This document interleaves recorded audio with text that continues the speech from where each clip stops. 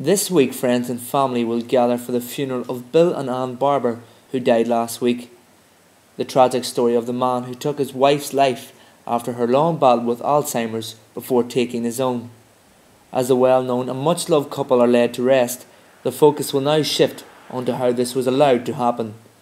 Helen Gilmore is a member of the Alzheimer's Society and a former carer whose mother also had Alzheimer's.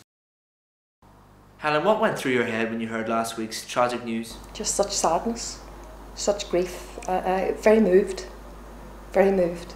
As someone who has dealt with Alzheimer's both in your personal life and in your career, how destructive is it? I think there is, say, grief and loss, loneliness, isolation, fear, despair, helplessness. And I think, in the back of that, Carers Northern Ireland just very recently have published a booklet called Finding the Balance, which is very much for carers and which looks at actually all those emotions that people can go through, and then looks at what local support services that there are for people. You say these services, but are they readily available for people like Mr. and Mrs. Barber who are in most need of them? Here in Fermanagh we do have, there is the Alzheimer's Society. They run two, in fact 3 care support groups, two in Enniskillen, one in Lisnaskea, that's run every monthly. There's also the Erin care support group, which is run monthly. So there is help here locally if people can reach out to each other, but it's difficult. It's very difficult making that first step, and there are times whenever people just I suppose either maybe don't know about it, and people make individual choices.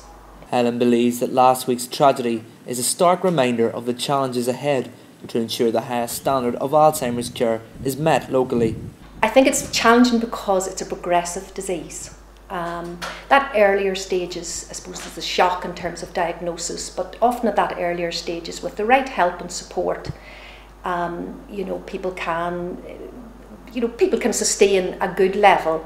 But the point is, dementia is a deteriorating disease of nature, so there is that continual loss, that adjustment, and also that big stigma just in relation to dementia, which I think so people with dementia and their carers over time can often feel very isolated, very lonely. And what are the main barriers in trying to overcome this stigma? It's very difficult to acknowledge, and maybe that's something that, as neighbours and friends and as family, it is very, very difficult to reach out.